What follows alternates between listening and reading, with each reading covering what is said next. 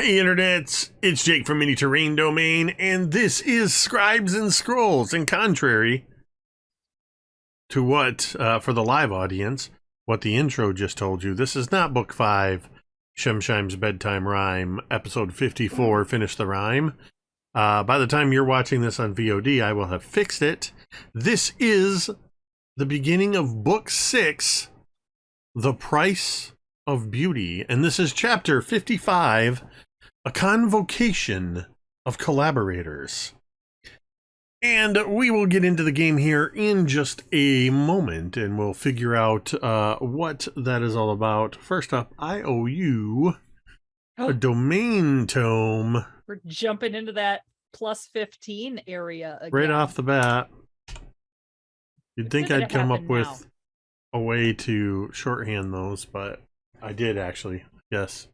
I used to do it a weird way. Anyway, you have 16 domain tomes. I, on the other hand, I only have 3 limited edition domain tomes because I used 2 of them in the last session.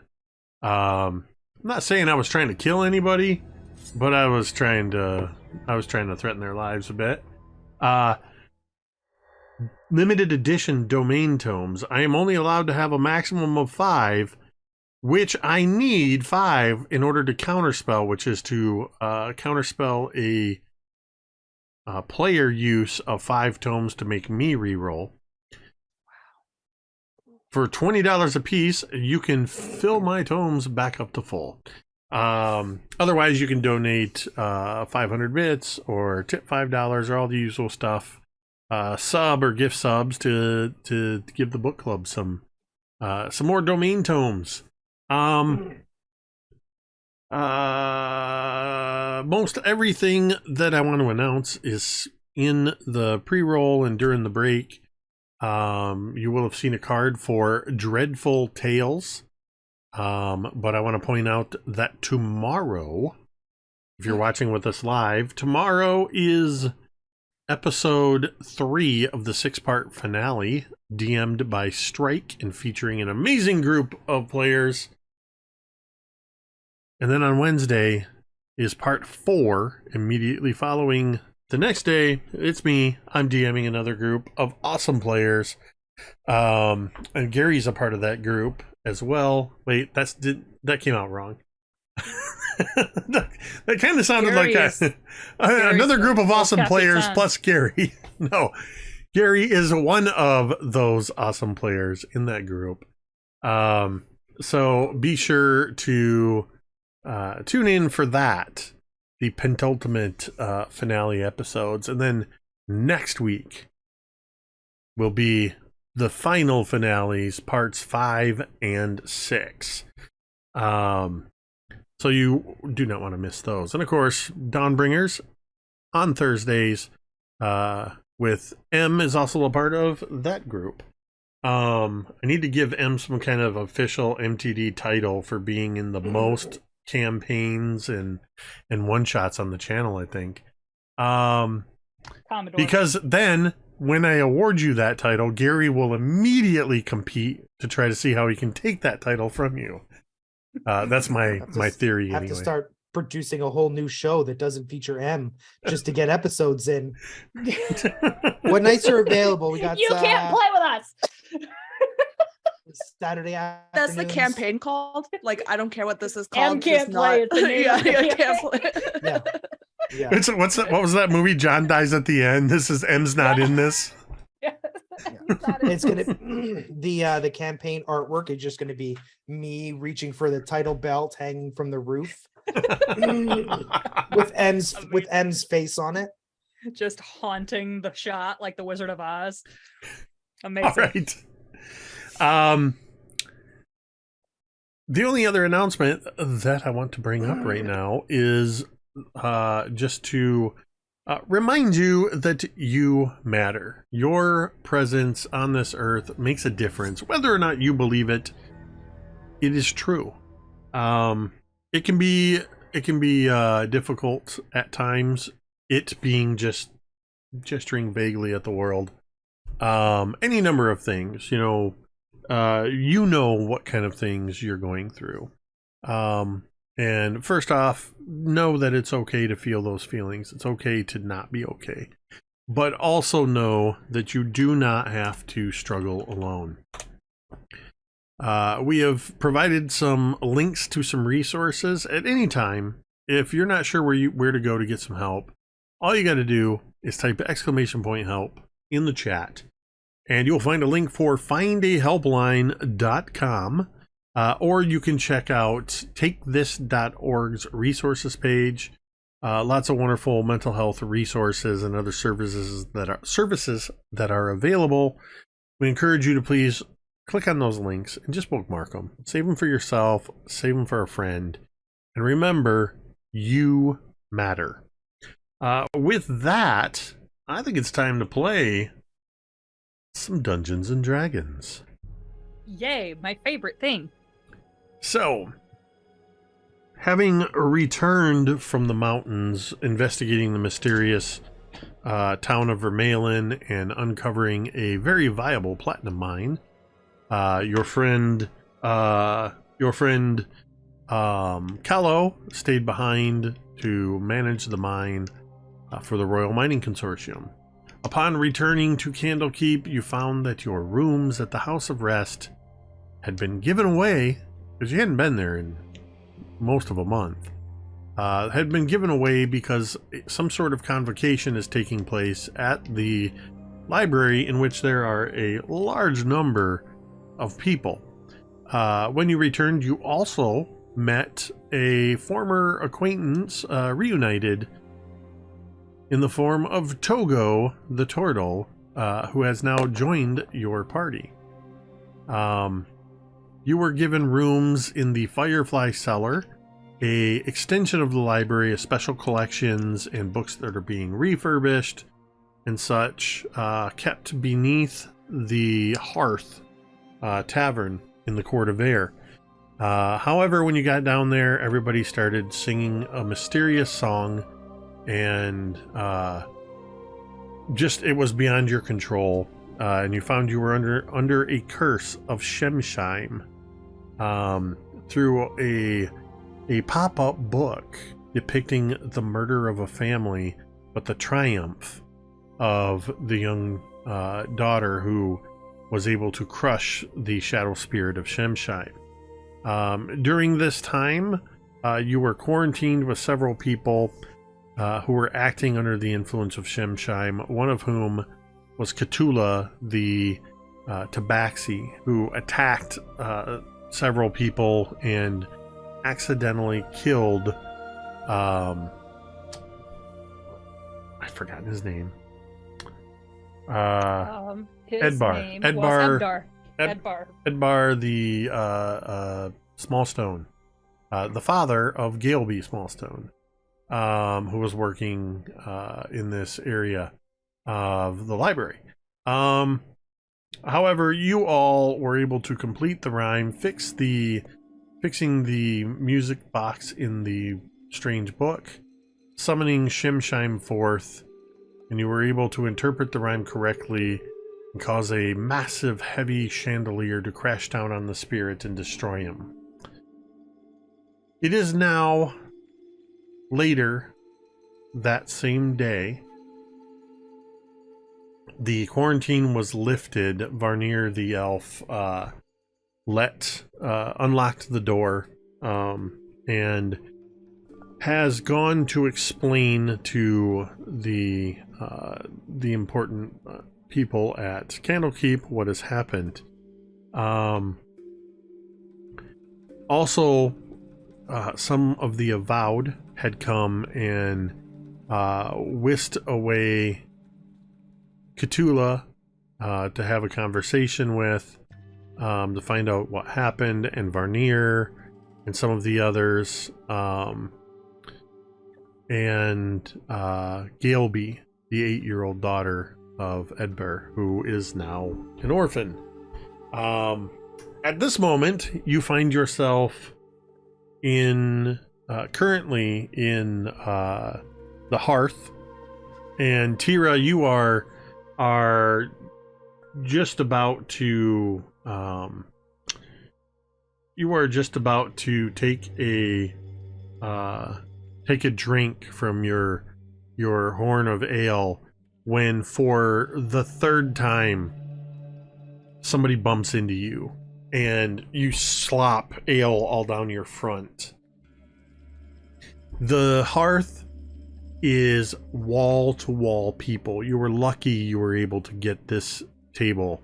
And this is one of those tables that's meant for like 2, maybe 3 people, but there's currently 5 of you crowded around it. One of which is the massive form of Doc, the other is a Togo. The tiniest people in our party. Right. So it is currently very crowded, and you have just been bumped into by somebody who doesn't even know they did it. They're just boisterously telling a story to their companions, and they've kind of leaned back just as you brought your arm up, and once again they've hit you. What do you do? All right. And I put down my drink, and Teera looks like she's about to like freak out, but she's just kind of like takes a breath and then turns around and like taps this person on the shoulder and just kind of is like, "Oi, friend." So anyway, there we were right about to go into the well of the what? Oi. Yeah. It's a pretty crowded day here in the hearth. Would you mind telling your story in a little bit of a less animated fashion? Me and my friends are trying to enjoy our drinks. Oh man, I am so sorry. I talk with my hands a lot. Yep. I'll bring it in. All right. I'll rein it in. It's all right. Thank you. And Teera would turn back and kind of like would look at Mizya like, "Aren't you proud of me?" I really held and then it down. you hear behind you. Anyway, as I was saying before, I was so rudely interrupted, and then blah blah blah blah blah. It just keeps going. Oh my god. Teera? Teera would start telling a story and then lean back and a little harder than she has to, like really hit him pretty hard into his own table. You you hear the sound of just everybody behind you sort of suddenly, a couple people suddenly jump up because drinks have spilled in their laps. It's that thing where a table, you bump into it and everything just kind of crashes down and they're like, ah! But the man does not say anything to you. Yeah, good. I'm like, "Doc, what do you need?" "Sorry, I was very busy telling my very interesting story." Oh. I'm sorry. I didn't realize it was interesting. I apologize. I should be listening more closely. It's all right, Doc. I have a question. Yeah, what? You said that guy was your friend, but I've never seen him before. Did you meet him when you were on the run from bandits? Oh. No, Doc. Oh. I've never met him before in my life. I just something that it's nice to call people. Friend, buddy, guy. I'm not your buddy friend, you know. That guy. No, I don't know. If I knew, I wouldn't have asked. That's true. Doc, it's just a nice thing to call somebody that you don't know. Get off on the right foot. At least give it a shot. What's wrong with the left foot? It's a good question. You have all of the good questions today, Doc. I mean, Teera's if we're just being honest, I have impossibly good Yeah, go ahead. questions all the time because I'm the Yeah. smartest person you know, but that's Yes. okay. I mean, we can just continue on like nothing happened, and like I got some really good reasons for these things as opposed to just, you know, other non-answers. Do you have something to get off your do you have something to say, Doc, that you are suppressing in some way? That doesn't sound like me at all. I usually say what I'm thinking. Yeah, I know. And you don't seem like you're doing it right now, which is very odd. Oh. Well, no, I think everything's is fine. I mean, that little girl did have both her parents die, which was unfortunate. But these things happen. Yeah. At least we They didn't have do. to dig another child's grave up, right? And then he's gonna elbow Teera gently in the ribs. At least there's that. Togo, that was a joke. Togo. Togo's getting a hell of an initiation here. Togo is like sitting as small as possible. I would imagine that maybe even like some of his arms and some of his legs are in his shells to like take up less room, and he's just like, yes. And he's You mean just, like, some like part of, doesn't not have like multiple not like arms. some of many arms and legs. No. A portion of his arms. yeah.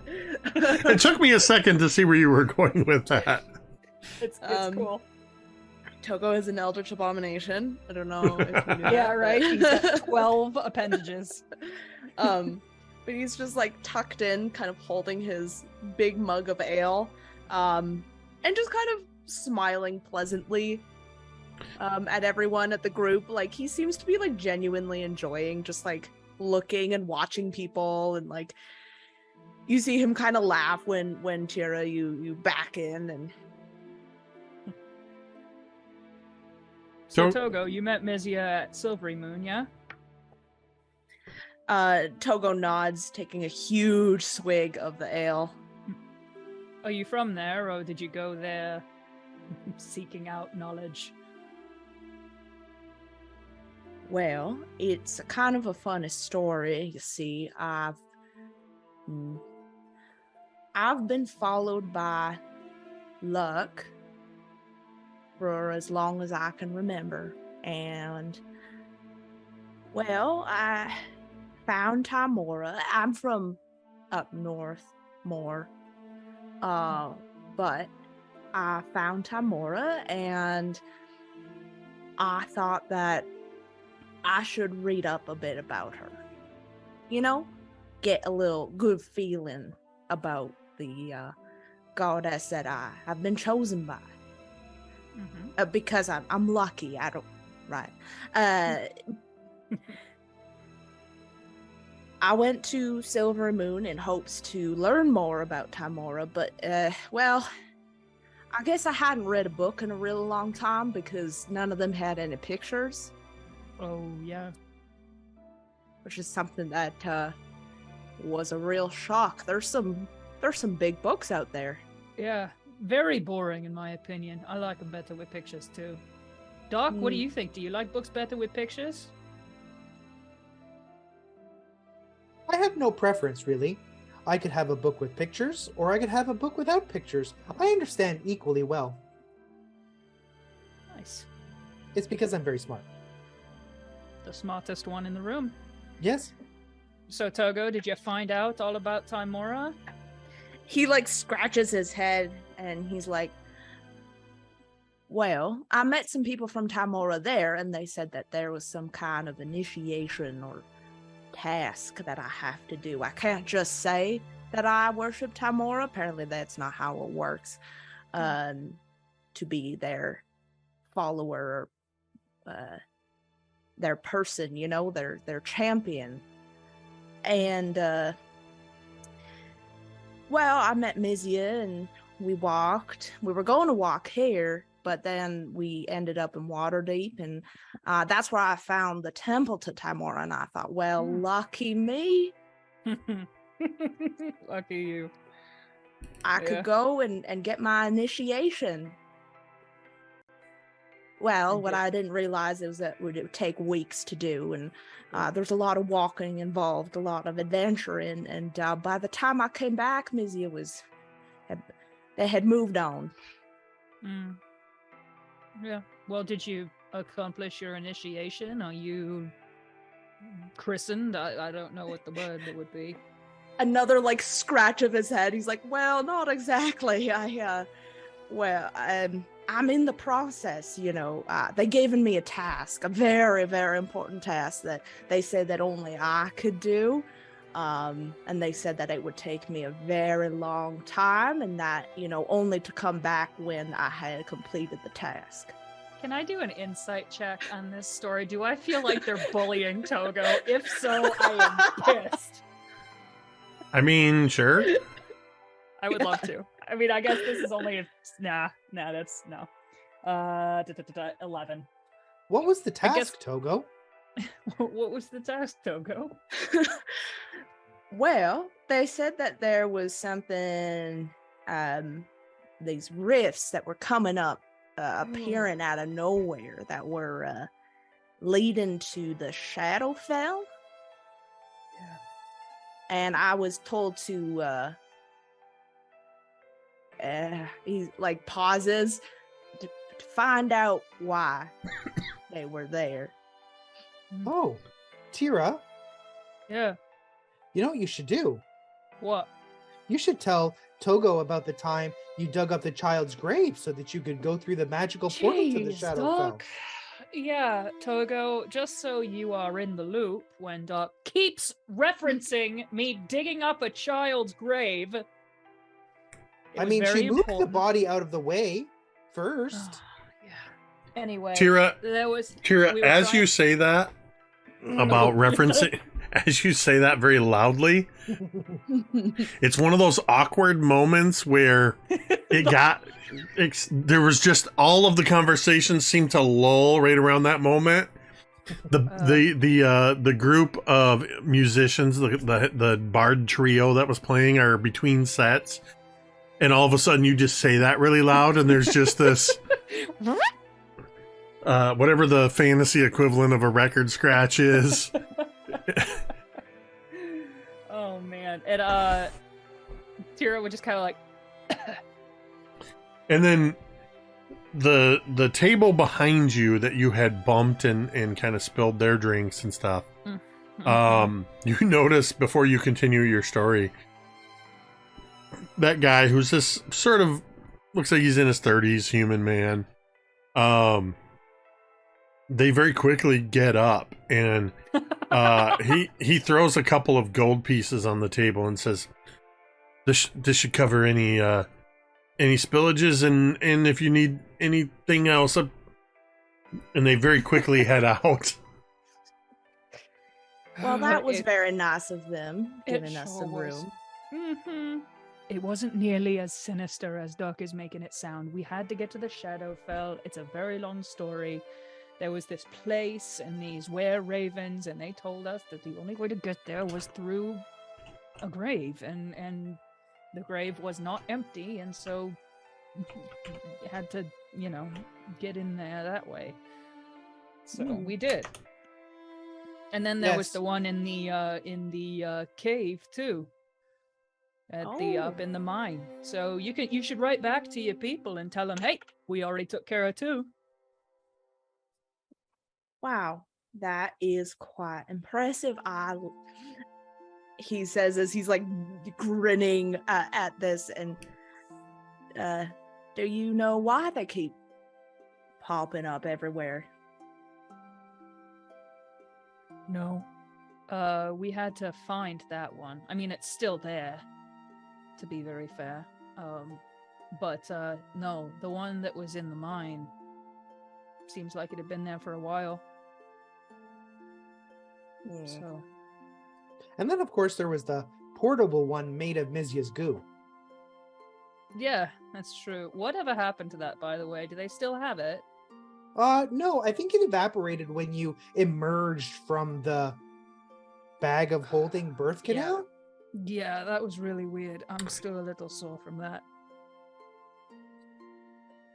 So, were you in the Shadowfell? Yes, Oh. I think so. What was Well, it I mean, like? Shadowy? Yeah, you could say that. It was very shadowy. Yeah, apparently when I was by myself for a while, I went through the Shadowfell, and then I was somewhere else. I'm not exactly sure where.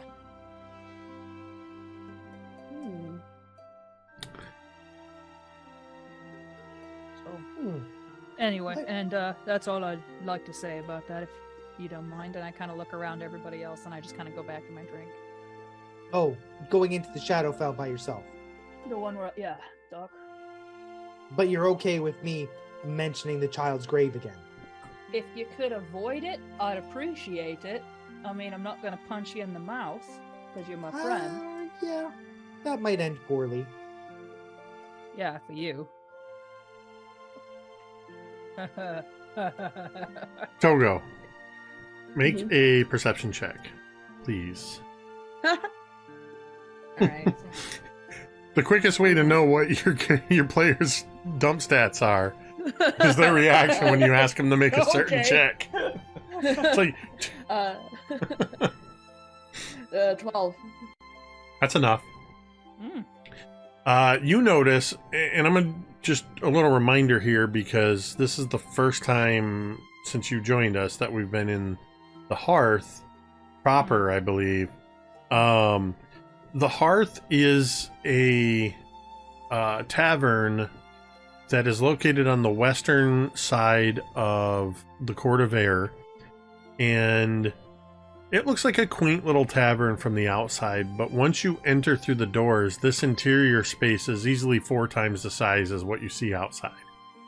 The 2 other noticeable features are its namesake, which is a hearth fireplace that sits sort of in the central area when you walk in, surrounded by a variety of well-worn chairs, where often people think like in a coffee shop or something like that.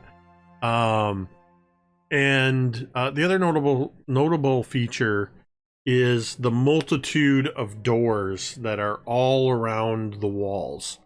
You witnessed when you went to the Firefly cellar that the door was opened, leading to a broom closet, was closed, the handle was moved to the other side, and then it was opened again, leading to the Firefly cellar. So you know that you're starting to see that all of these doors that are along these walls, they lead to extra dimensional spaces. And it's across the room a little ways, not very far, maybe 20 feet away from where you're seated, Togo. You see one of these doors open up, and you see a couple of the sages from Candlekeep, and you see a couple of great readers emerge, and as they're coming out, you see past them that this room that you can see into is kind of a smallish, almost like a meeting room of some kind. There's a couple of high back chairs in there, and you see now that the others have left, Cthulhu the Tabaxi is sitting in there, and you can see by the light of the small fireplace that's in that room that is otherwise dark, you can just see that their eyes are reflecting that firelight, and you can see the tears that are running down their face as she is crying. The door closes, and the couple of Avowed and one of the great readers, they turn and leave, but an older woman with her hair is in very elaborate sort of twists and braids. Probably she's a human black woman, probably I think we said she was in her 50s. The others you would recognize: Telesavaste, great reader Telesavaste, walking forward. But for you, Togo, this would be the first time that you are meeting them. We've spoken with Vania, and we have spoken with Cthulhu. She is going to stay here for a few days, and we are going to attend to her as best we can. The Great Library does not hold her accountable for what happened in the Firefly cellar. It is understood that, per your own testimonies, as well as that of Galeby and Varnier and Crinkle, that while very unfortunate, was under the influence of a curse, and she cannot be blamed for that. Though she is struggling with that at the moment. I do apologize if I'm rather unavailable for the next several days. As you can tell, the convocation is in full swing, as it were. And you will find an abundance of sages and seekers, I'm afraid. But in the meantime, if you do have urgent need of myself, you can always find irony and send them after me. Is there anything I can do for you before I go? Nothing. Have you met on companion Togo? I have not. Togo. This is Togo. Tellus of Oste, the High Reader. I am Great Kind of a Reader. big deal. I am Great Reader Tellus of Oste, specializing in magic items, curses, and the weave of magic. Hi, it is very nice to meet you. Likewise. Are you just visiting the library, or are you staying longer? He looks around and he's like, well, you see, I have an oath that I have to carry out, so I will be here as long as, or longer than, until I fulfill that oath. So you'll be working with the book club directly then? Togo nods. Well, we'll be sure to make adjustments to the bookkeeping, and be sure that when it is appropriate that you are paid. You see Togo's eyes raise and he's like, wow, that is great news. I didn't think that I was going to be paid as well. I was just happy to come along. Well, the work that the book club here is doing for the Great Library is very important, and we here at Candlekeep believe in paying those that do work for us. Very well, Togo. I do. Oh. Togo like kind of glances behind at the door that Cthulhu came out, or Cthulhu was in. Is she going to be all right?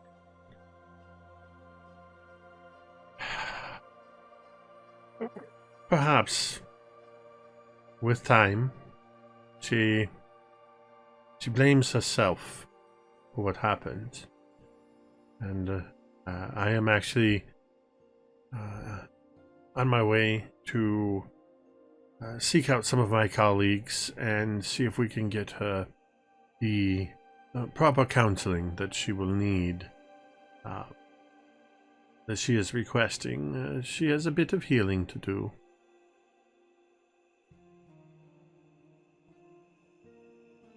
One more thing, Great Reader. I hate to hold you up, but what about that kid?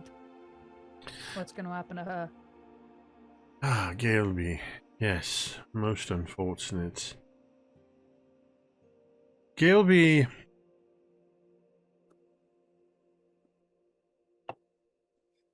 Well, after the death of her mother was when Edbur Galeby came to Candlekeep, and they've been very helpful with Varnier in the Firefly Cellar restoration project. For the time being, we are reaching out to see if she has any kin that are available, willing, and able.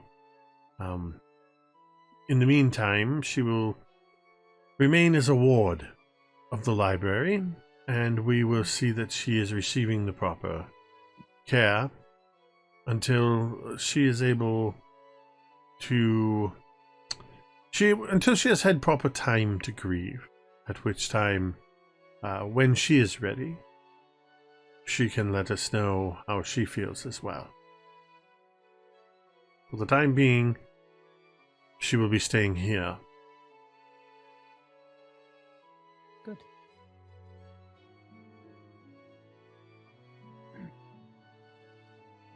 Very well. As I said, if you need me, you may send Irony after me. Otherwise, I bid you good day. And she turns and leaves. I think Togo turns to Teera and Doc and... So what kind of adventures or jobs do you do for the library? Well, I'll tell ya. There's a lot of scribes and some scrolls, and we've solved a lot of Candlekeep mysteries. But I feel like there's more to come. What time is it right now? That's a good question. Assuming that you've had some conversations with some of the great readers and everything else after what happened, I'm going to say it's probably in the mid-afternoon. Okay. Teera would just kind of keep drinking and then talking to the others and just kind of spend the afternoon here.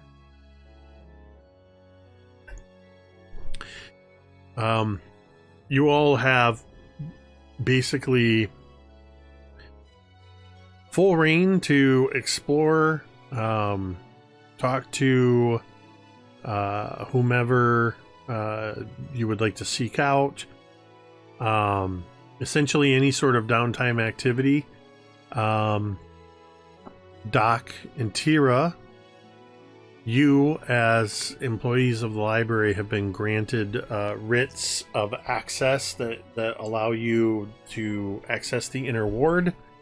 However, Togo, you have not yet been granted such permission, and you cannot go beyond the Emerald Door into the Great Library beyond. That's not to say you don't have access to any research materials you are looking for. Any avowed can seek out books for you.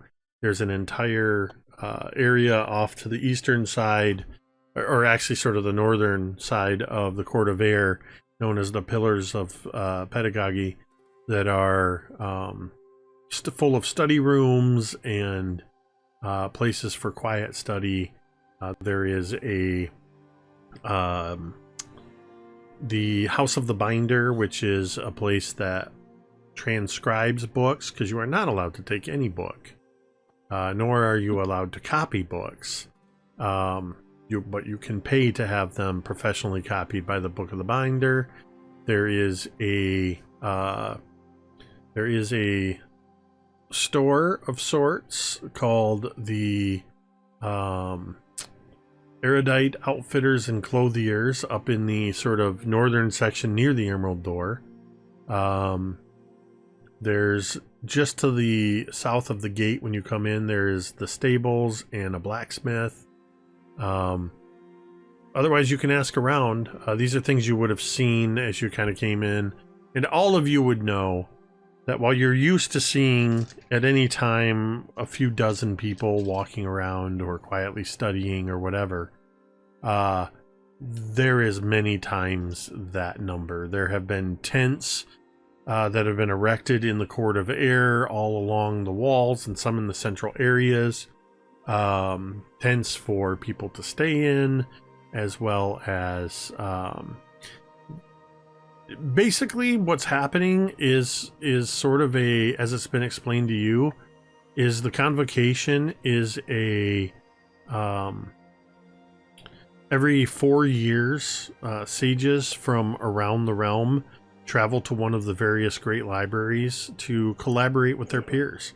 There are very exciting seminars and entire sessions. Like, there's one entire tent that is literally full of scribes that are exchanging scrolls as they are peer reviewing one another's written works. So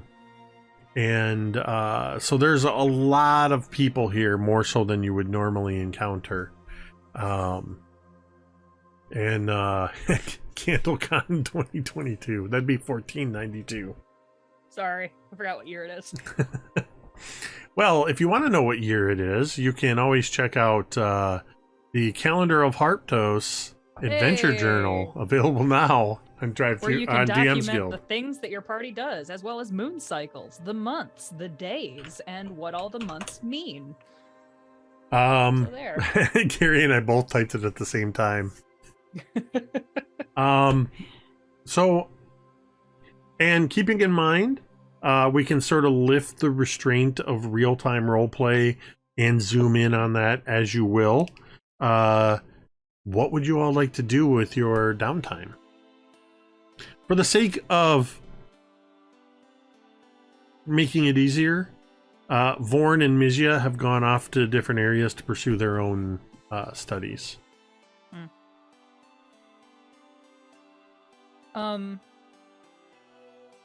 Teera would be kind of notably also avoiding Vorn.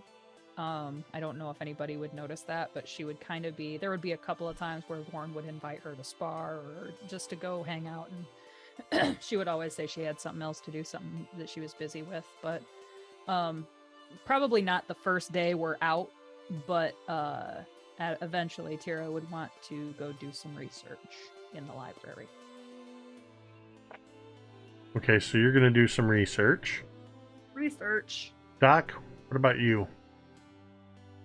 Doc is going to the postal station, and he's going to see if his kobolds have written to him to find out about how civilization and farming is going.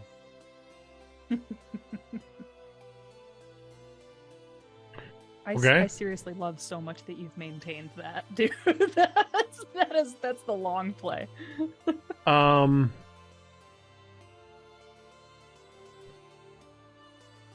Okay. And Togo, what would you be doing during this time? So one thing Togo would want to do is eventually, maybe probably a couple hours or however long it is later, talk with Cthulhu. And then, but in the meantime, I think Togo's just gonna like wander. If they have any like, I don't know if there's any like religious areas. Ah, yes. There is. Let me grab this real quick. I had it open. 1 second. So in the Court of Air, let me check. Let's see how well I maintained this. I'm gonna jump over to our map screen here real quick. Oh, look at that! It's already brought up. Nice. So I'll kind of bring you up to speed here, real quick. So you, whoops, accidentally moved the map. I need to lock that in place. Thought I did. The Court of Air should be locked. Oh, there we go. Oh, okay. Anyway, so you are here in the hearth, down in the lower section here. Over here is the House of Rest. This is the main gate that you came in, and then there's the there is a bath and steam house, and then there's the smithy and stables, and then between the stables and this place is the Temple of Ogma, which is the local shrine and temple dedicated to Ogma, the god of knowledge. Across the way is where the Pillars of Pedagogy are, and then over here is the erudite outfitters and clothiers, and the Emerald Door, which grants access into the broader library. This glass-topped building here is the House of the Binder, and currently most of this whole stretch here, over here by the Pillars of Pedagogy, and sort of in the central area, is it kind of looks like it almost reminds the rest of you of like going to the Wide in Blackgate in Baldur's Gate, where they're, instead of market stalls, it's just makeshift places of study. So yes, there is a full-on temple located. Sorry, not the big thing. That's food storage, but there is a Temple of Ogma here. All right. Yeah. In the meantime, Togo wants to go to the temple and have a conversation with Ogma. At least to him. Okay. Become so much more knowledgeable. So let's do this then.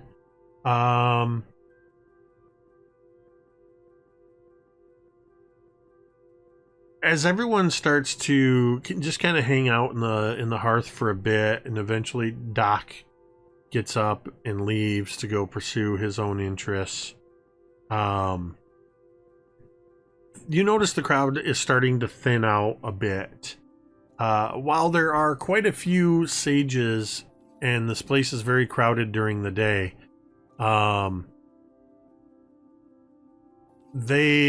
not many of them seem to be much for the late night life, or even the late evening life here in the hearth. So later in the afternoon, going into evening, it starts to feel more like what the hearth is normally like.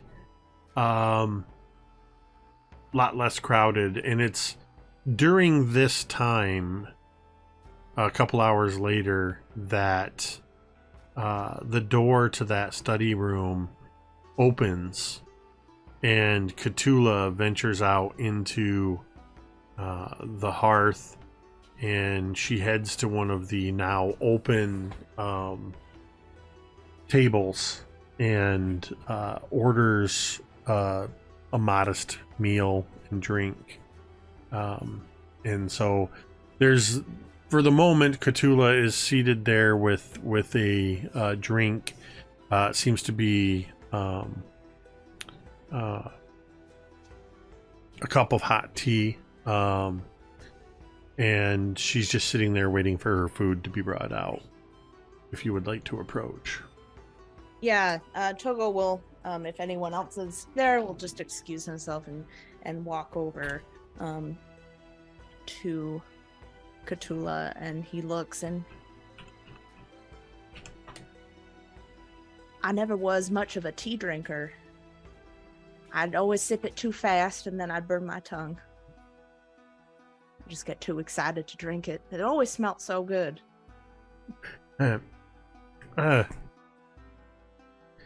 She looks up, almost startled to see you there for a moment, and then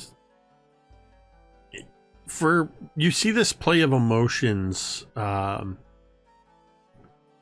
don't know how well versed you are, or how familiar you are with Tabaxi. You could roll an insight if you really wanted to, but you see several emotions sort of move across her face, a little bit of a scowl, and then sadness, as she sort of recognizes you, and then yes, I do enjoy having some tea from time to time. I felt it was a better option than drowning myself in alcohol at this time. Togo nods, and he points to the seat. He's like, "Can I sit down?"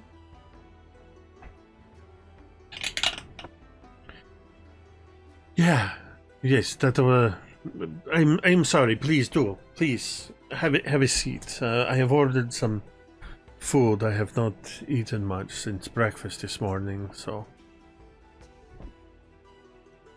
Togo sits, and kind of does like a little very like small smile at Cthulhu. Would you like some tea? Would you like to try it? I can have them bring some more. You know, I think I'll try it again. It does smell quite good, and I'll be sure to wait this time. She makes a motion to the bartender, and then just sits there awkwardly, just kind of holding on to her cup of tea. So Togo doesn't, I don't think, pick up on the awkwardness. He's just like thinking. So he's running his hand along he's taken like a horseshoe out of his shell, and is kind of running his fingers, or whatever turtles have, over top of the horseshoe. And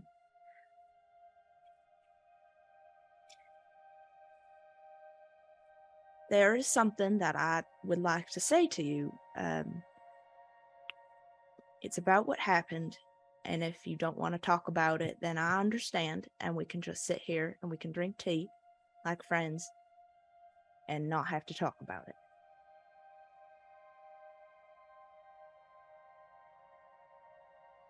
I am okay to talk about it. It is something that, well, what happened is a shared experience with us. So perhaps I am more willing to speak with you than I would just anybody else. So I am told by a great reader of Oste that they are going to. They have counselors here, and there's somebody that I will be talking to in the morning. But I do not mind if you want to talk about it. I would like to reserve the right to stop the conversation, though, if that is okay. Togo nods. That's completely understandable. And I'm sure that Avoste will take great care of you, and you'll get better in no time. But if so. I could, I just wanted to say that I know how it feels to feel responsible for something that wasn't my fault. It's hard to convince your mind to, when it sets its sight on something, you know, sometimes your mind can run away with your thoughts, and sometimes they can do things, it can think things that you can tell it to think, and it just doesn't. He stops, and there has been some tragedy in my life, and I was the only one who survived. And I spent many days feeling sad and worried and feeling like I had done something that was my fault. I know it's a little different for you, but I just want you to understand that you had no control over what you were doing, but it feels bad when it is you see the effects of it. But I'm just here to tell you that that feeling, it will fade. With time, with talking, with making friends, having good memories to replace those bad ones.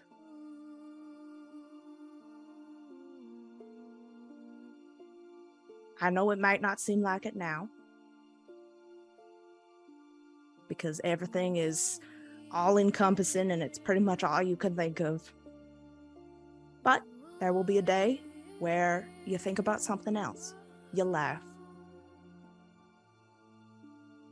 You have tea with a friend. And it'll go away. There's some days that will be bad where you can't stop thinking about it, but those days will get less and less, and your life will go back. And he's gonna kind of put a hand on Cthulhu's as he looks to her. You've made a friend here if you ever need to talk, or just sip tea, or just go for a walk. And I want to make sure you know that. Nobody blames you. And the only person left you have to convince of that is yourself.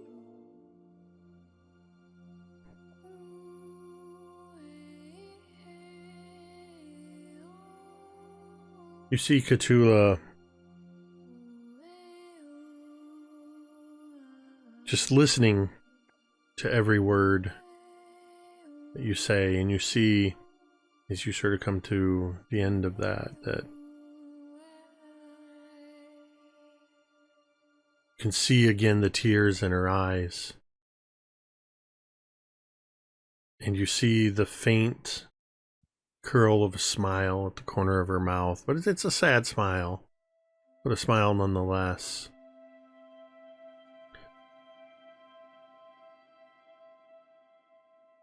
Sevaste told me that I would be speaking with a counselor tomorrow.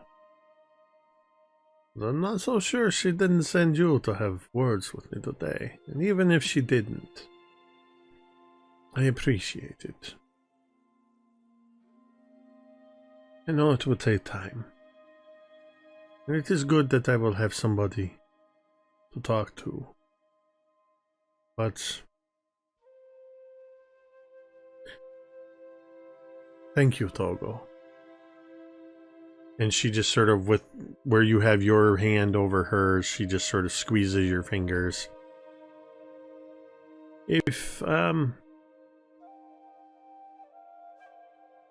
you mind helping me with something? It's just a little bit of a distraction. And Togo smiles. you see she kind of puts herself into, as the tea is brought out, she pours the hot water for you, and then I imagine you almost go to drink right away, and she just kind of puts her hand out like, no, you've got to wait. Let it steep for a few minutes. And then she reaches into a satchel and she pulls out this little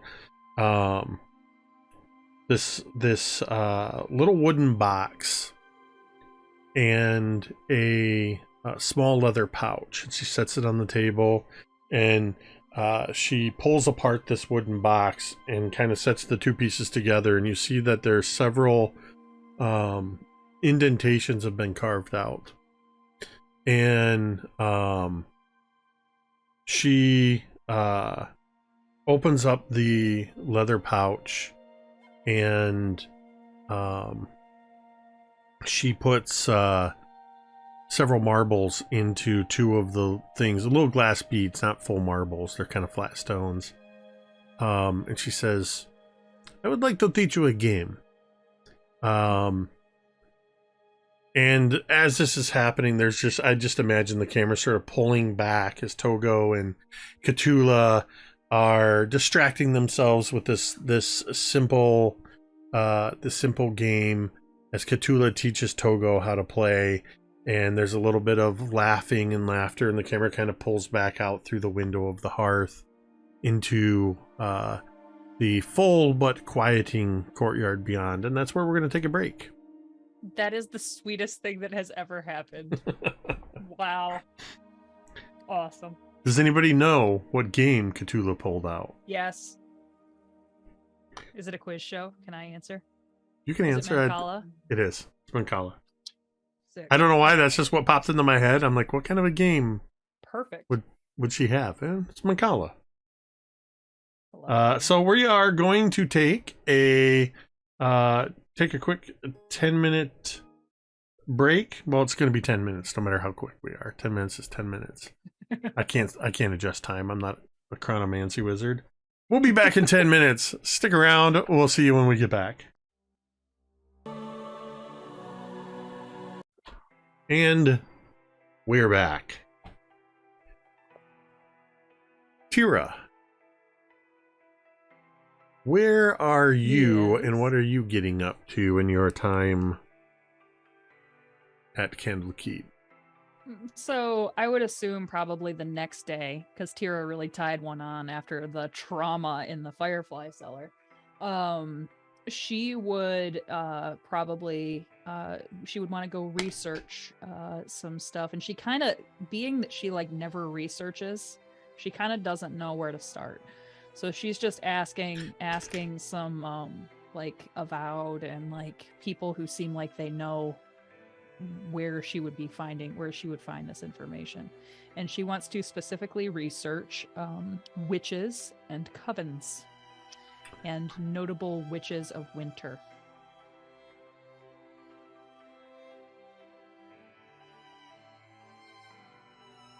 Do you wander around the library a bit trying to figure it out first, or do you just go right to Probably. somebody? I'm gonna take this is what happens when I go to a hardware store. I refuse to ask for help until I've been wandering aimlessly for a half an hour. Right, And then, right. and only then. Okay. Yes. Roll me a D100. Okay. Here I go. 93. 93. Okay. The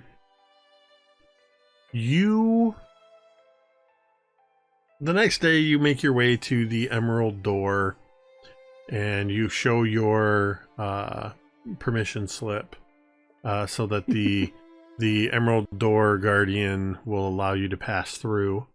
And even though he's seen you many times, he still requires to see your permission slip, your writ of access. And you enter into the sort of inner courtyard of the library. That's, as soon as you get into it, you realize as you're walking around, you're just as likely to enter a small garden nook with a koi pond and several varieties of plants and flowers as you are to find yourself in what looks to be an alleyway that could just as easily be in a large city between tall towers. You turn corners and you find yourself suddenly ascending stairs. Every once in a while, a stair that you have to turn around and go back down because the stairway doesn't go anywhere. And you end up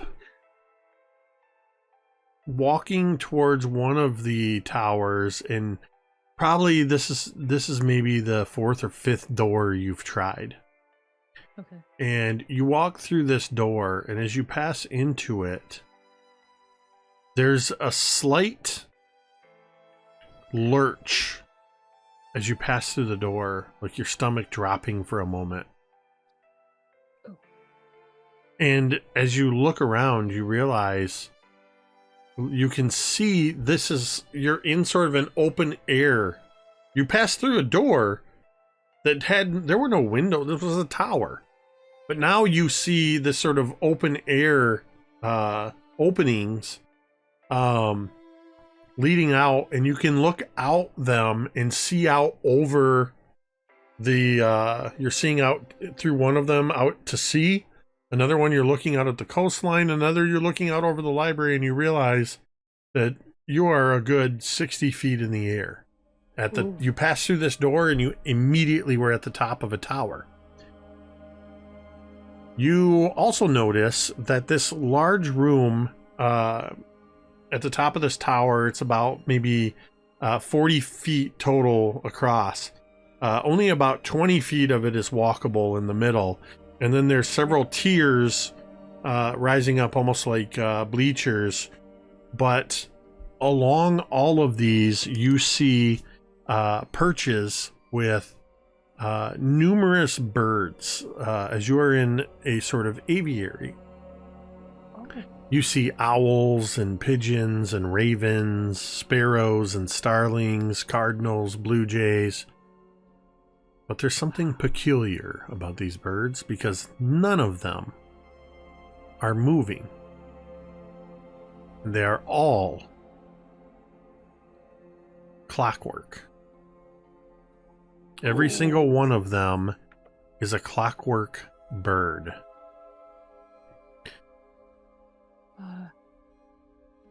I have taken a wrong turn. Well, I should say so. I don't recall requesting the presence of any interns or any special visitors today. You hear coming from just immediately to your side. And Teera would kind of jump back a little bit. I'm sorry. I took a wrong turn. I was trying to look for a place where I could research something. The person you turn to they're about maybe 4.5 feet tall. And you see that their eyes are very large behind spectacles. And then you realize, no, wait, their eyes are just very large. And you see that they do have spectacles perched on a small hook-like beak. This is an owlin. This is a owl person. Cool. Is there something that I can help you with, young lady? Yes. I'm really sorry to have intruded. I am trying to research witches, and I was looking for that when I stumbled in here. This really is very. It's quite something. Oh yes, this is. The clockwork aviary. It's a bit on. It's a lifelong project of mine that I've been working on for a very long time, and I'm the steward and caretaker of every single one of these clockwork birds that you see. There's an owl over there. It's not supposed to fly, but that's the penguin. That one flies. It's also submersible, so should you find a need to go underwater. Depending on what your needs are and transportation-wise and where you need to go, would depend on the bird that I would assign. Not you specifically, dear, but if you say you had a need to travel to Baldur's Gate, what is that, a good 5 days on foot or by horseback? Not with one of my birds. Take, for instance, this clockwork bloodhawk. Get you there in a day and a half. And he holds up a clockwork bird that is the size. I mean, it's just this big. No offense, friend. I think that would struggle to carry me to Baldur's Gate. Ah, yes, of course. Everybody thinks that. Do you have a moment? I know you said you were looking for researching ditches or something like that, and I'll let you get back to your studies. But if you, I so rarely get visitors out here in the clockwork aviary. If you, I would love to give you a demonstration. Yeah, sure. This place is pretty hard to find. You know, you could really get far with some signage. I don't want everybody to be able to find it. I want those who have the need, and also, generally speaking, the permission, and the necessary paperwork and such as it were. But in this case, I'm offering you a very personal tour, as it were. Come over here, and he takes the blood hawk, and carefully picks it up, and he walks towards the center of the room where you see that there is a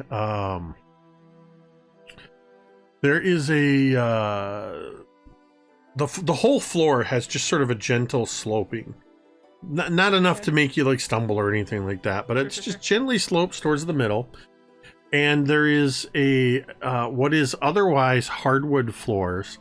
There is a polished marble stone in the middle of this space that is square, and it has runes etched upon it.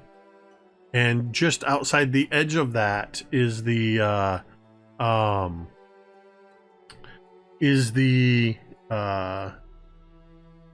or rather a perch. And he takes the clockwork blood hawk, and he places it up on the perch. And you see as he does so, there's just this sort of, and it sort of magnetizes to the perch. Cool. Now, have you eaten recently? Not today. I was gonna get breakfast, lunch. So you after haven't that. had breakfast yet. That's that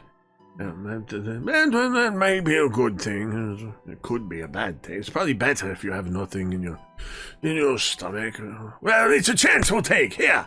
And with a feathered hand, he grabs hold of your hand and pulls you onto the stone. And you watch as you step onto this stone. You watch the bloodhawk and the perch grow massive in front of you until they're towering over you. And you find yourself standing with this owlin professor on a what appears to be now almost 50-foot diameter glyph of what was maybe 5 feet. Okay. Oh, and God. he pulls out what looks like a pocket watch, and you see him turning there's many dials on it, and he, this saves this bloodhawk, 2, all right, and snaps it shut, and you see the bloodhawk suddenly, the wings flap wide, and suddenly it, from far above you, you watch as it dives towards you, wings folded, and it lands next to you, and you can see now this massive bloodhawk next to you, and you can see some of the gears inside, and there's some sort of a gyro in its head spinning around, and when its eyes blink, they're like irises blinking shut. Cool. And it lifts one of its wings, and you see in its side there's a door.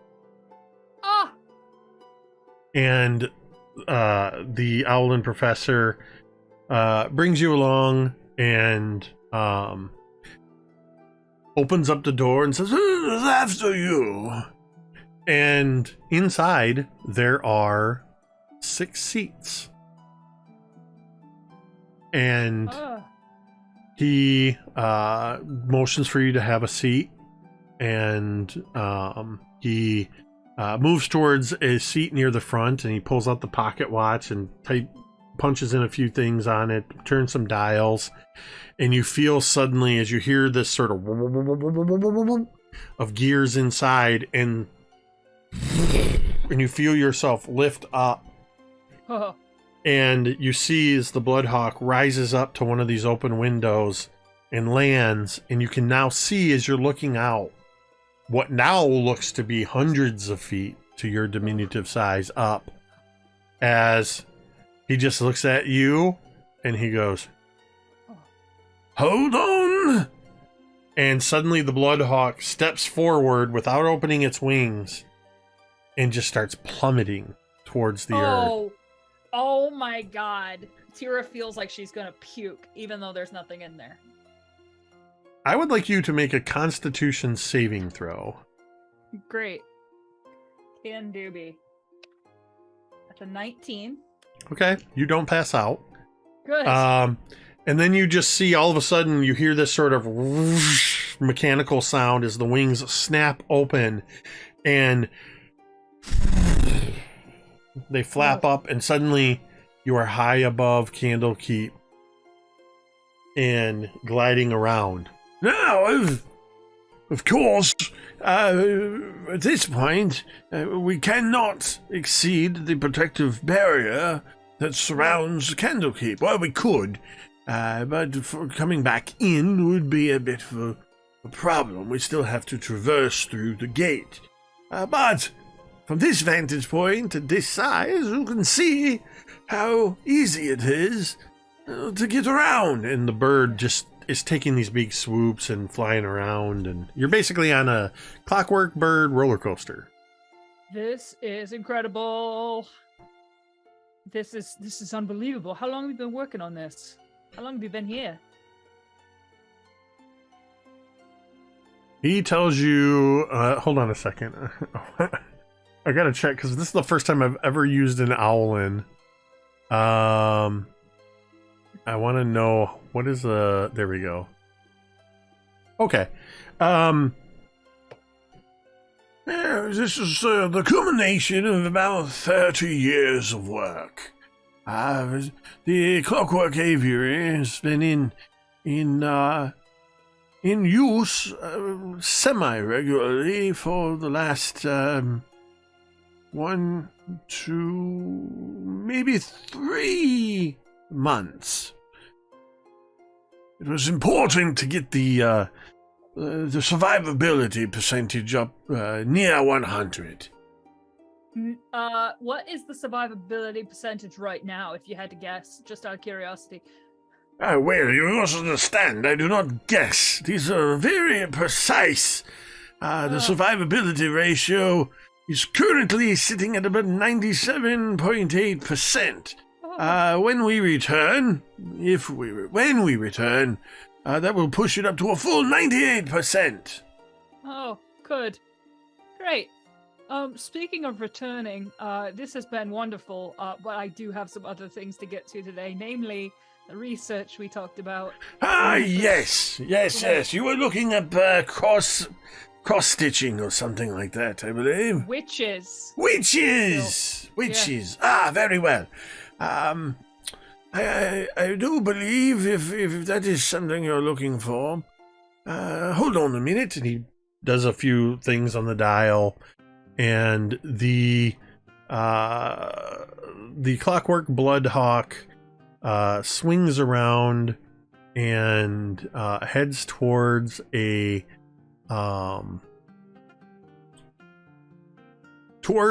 section of this area, this inner ward, that almost looks like a miniature, about the size of half of a soccer pitch, football pitch. Looks like rolling grassy, just an open field in between buildings, and it lands and sort of on the edge of this fence, and he reaches over as it lands. He kind of reaches over and he just elbows one of the gears, and the bird kind of lurches and then flutters down to the ground in the grass. Yes. If you head through over to that hill over there, you will find great reader Kazrin Nayantane. Kazrin is a master sage. No. Kazrin's celestial navigation. No, sorry. That is Femino Scrivenbach. Their expertise is history, folklore, and choral. The cultures of Toriel. It has been a most. You know what? In my haste to show off my clockwork bloodhawk, we never actually met. I am Professor Adberth Swiftbeak. Adberth Swiftbeak. It's really nice to meet you. And I would put out my hand. I don't know if shaking an owlin's wingy hand is the appropriate thing, but Teera doesn't know any better. As an owlin, it's sort of a hand, but has the talons and is covered with feathers. The owlin are sort of picture like Aarakocra, but smaller, and owl-like. They have wings that are separate and hands. And okay. I love him. He gives you a very gentle shake of his hand. Well, With this successful landing, we've pushed survivability up to 98%. I would love it if you came by to visit, or if you find yourself in need of extra distance of travel, whatever that might be, and you're willing to help me to push that survivability rating up a bit higher, I would love to have you come by the aviary. Yeah. I would love to. I'm not sure I could find my way again if I tried though. I was kind of lost when I found you. I'm Teera the Sunmaned. Could somebody direct me to your aviary if I should want to come by again? He says, well, come with me. And he opens up the door in the side of the clockwork Bloodhawk. And as you step outside, he said, no, come clear of the bird. You want to move at least 30, 40 feet. He kind of looks up at you. You better make it 50. And one moment. 3, 2, 1.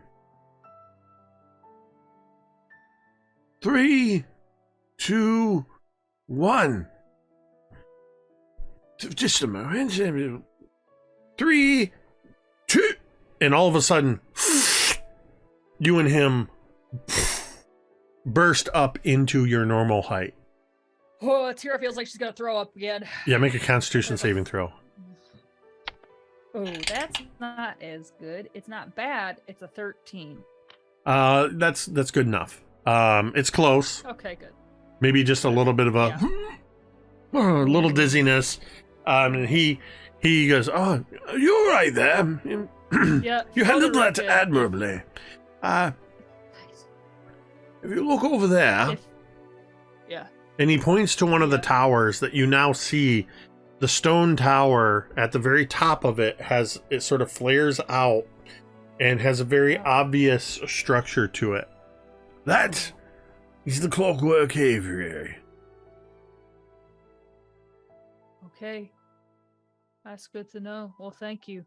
For the record, you might want to add to your notes. Make sure people come on an empty stomach. Oh, yes. Of course. And he immediately pulls out from a satchel a notepad, flips a couple pages, pulls out a pencil. Full stomach. Human. Woman. Yes. And he's just mumbling to himself. He walks towards the bird and he you see him sort of almost absentmindedly reach up and touch an amulet that glows, and he shrinks down as he climbs into the Bloodhawk. And with a screech, the Bloodhawk takes to the air and begins to fly around, leaving you standing in a much smaller appearing grassy clearing, sort of almost like a quad. Except that you see one of the hills, now that you're at ground level, you see it looks like a section of the hill has been pushed up, or grass, and you see the front of a house there, and you can see the chimney with smoke curling up from it. And let's just go full Hobbit here. There's a round door on the front of it and round windows, and as the bird flies away and you start heading towards, we follow the bird as it flies overhead, and we hear the screech of a Bloodhawk as we see down in the court of air is Doc. Doc, where are you headed? Doc is headed to the postal service to see if there's a letter for him.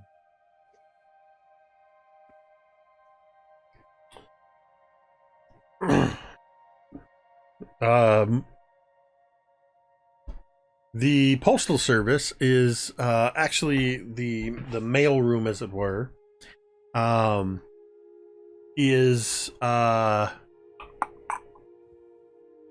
see. Nope. The universal nope sound. Nope. Nope. Sorry. I have a Take your time. I have a D100 interesting locations in Candlekeep, the library fortress, curated by user DC Cowboy on Reddit. Yay. That I wanted to see if they had any specific information about it. You would know that you need to go into the inner ward as well. Roll me a D100 and roll me a if you wish, you can just randomly look around, or you can roll a intelligence or survival check to see if you can find your way, how well you can find your way. 77 on the D100. And just a straight intelligence check. Yeah. Sure. That's a 24. Okay.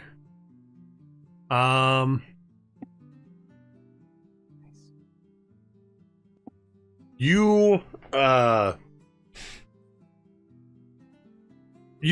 in a similar fashion, though, you have a little bit more familiarity with this place, having wandered a bit previously and seeing some of these places. You sort of walk through quite a bit, and to anybody watching, you look like you know exactly where you're headed. And I imagine, Doc, this is you just kind of looking at the buildings and going to what seems the most likely place where a postal office would be located. And so you very quickly, not far in through the Emerald Door, kind of turning to the right and then heading towards the center, near where it's actually at the front entrance to Exaltation, which is the largest building here at Candlekeep, is almost looking like it was added onto the front of it, is a decent sized structure that has that sort of classic medieval look, with the sort of stone, 3 feet of stone around the base, and then stucco and timbers and everything. And there's a wooden sign hanging on there that says Candlekeep Post on it. And when you push in through the door, there's just a little ding-a-ling-a-ling-a-ling of a bell that rings. Inside, you see that there is an area that is separated by a counter. And you see behind the counter are a handful of people, including the most prominently situated person is a gnome that is seated behind a raised desk that has a scroll open in front of them and a quill with ink, and they are just writing some things down as they are looking through packages and things and setting them aside and making notes. Hello.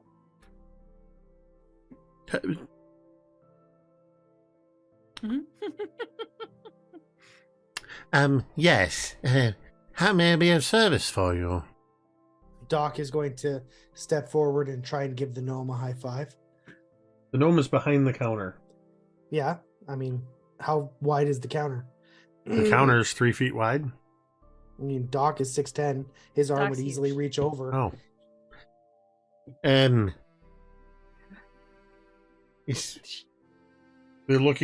She's looking around like there's a...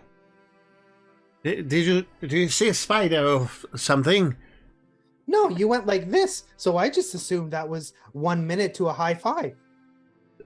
What is this high five? Is this a package you are looking for?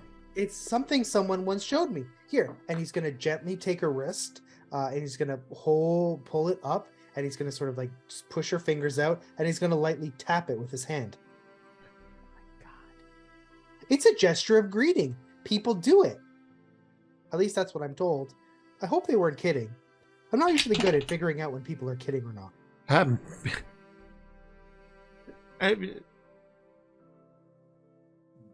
Could you do that again? Hold your hand up. If you'd like to. And her little hand just goes into yours. Oh, that is simply delightful. Right? Oh my god, I love it. You call this a high five? A high five. Do it again. Oh, that is simply delightful. Yes, and even if it's not true, it's so fun. I like it. It makes me feel good. Right here. It's almost like there's a little bit of warmth, and it's like going in like the best way possible. Oh, I know exactly what you mean. It is such a simple gesture. But I wonder. What? What do you want? No, it just doesn't have the same. Oh no! No, you have to do it with somebody else. Absolutely. You just go like this, and then that's just weird. Because then you could go like this and like shake your own hand. It's just it feels different when you're doing it with somebody else. Otherwise, it's a greeting. You don't greet yourself. Too true. So, other than imparting this delightful form of greeting upon me, what brings you to the post office? Do you have something to mail, or are you expecting something? I'm expecting something. My name is Doc, and I'm expecting a scroll, or a letter, or a package, or some sort of post. Doc, you say? Yes. Just Doc. Is your doctor something or other? No, just Doc. I'm pretty famous. Just Doc. Right. Let me check. How recently would you have expected this missive? In the last few weeks or so, I've been away for a while. It's from my friends in the Kobold village. I've been supplying them with everything they need to become farmers and goat herders. It's really been quite delightful, and I'm wondering how things are going, but I haven't been able to talk to them yet because, as I mentioned, I've been away working for Great Reader Telesavoste. I haven't had time to go visit them, but if there hasn't been a letter, I may have to make time because I really need to know what's going on. I'm really quite curious. You see, I've been helping them for some time now. I sent them goats and flour and seeds and books on how to make things. I even made sure that it was in their language, Draconic, which is the language that they understand, you see. And I haven't heard anything from them at all. So what I'm wondering, and really what I'm curious about, is whether they got all the supplies. Well, no, that's not true. I know they got all the supplies. It's, are they using them effectively, and do they need any help? That's really what I'm curious about. I told them to send a message back to me because I wanted to know, and I haven't heard anything yet, so here I am at the post office looking for a message for Doc. Well, most people just tell me their name and what it is they're looking for, but surprisingly, the extraneous details of your short story, as it were, well, they were quite helpful, actually. It was the bit about the Draconic and the Kobold that would explain. One moment. And she steps down from this stool that she was on that allowed her to be at a height behind the counter. And she walks to the back and she goes to where there is a package that is wrapped in dry, well, what look like they may have, when the package was sent, been large, broad leaves. But it's a couple of these now sort of brownish leaves that have been wrapped over and tied with twine. The box is probably about the size of a shoe box, the package that she brings forth, and attached to the twine that is tied around it is a sort of curling piece of birch bark, and in Draconic it says the 3 characters for just Doc, and then it says, as if it were 2 separate words, is written out, Candlekeep. All in Draconic. God. And it's like a they were very- letter to Santa. It's a very careful but shaky handwriting that you recognize. Okay. Well, thank you very much. I really appreciate it. I was very curious to see if they'd sent something, and I'm glad that they did. It means that I hope everything's okay. Now I'm going to have to find somebody to read this to me because I can only read my name in Draconic. I'm not actually fluent. But I'm sure that won't be a problem in a library like Candlekeep. There's many who speak in Draconic because Draconic is the language of magic. Yes, I actually speak Draconic. It's how I recognized when you said it's actually not a lot of people know this. Draconic is the spoken language, as it were. Ahoric is when it is written out in this sort of jagged script, almost as if it were created by the talons of the dragons themselves. Very intelligent creatures. I say creatures.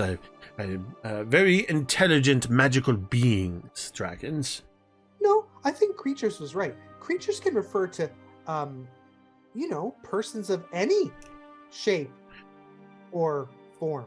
Yes, I It's not suppose. necessarily a pejorative. Yes, I unless you suppose intended that. semantically, if you were talking within a certain rule set of social dynamics, that yes, creature would suffice. Yes, I am a creature. You are a creature. We're all creatures of some respect. Now, but I'm digressing. I apologize. I do tend to digress sometimes. I have been told that I talk a lot. I don't think so. I think I talk just enough because I'm a very effective communicator. I say what I need to say and get across the information I need to get across. And then, fundamentally, everyone understands what I mean because I said it. But I'm digressing again. What I really need to know is if you're willing to read this note to me and see what my friends the kobolds sent me.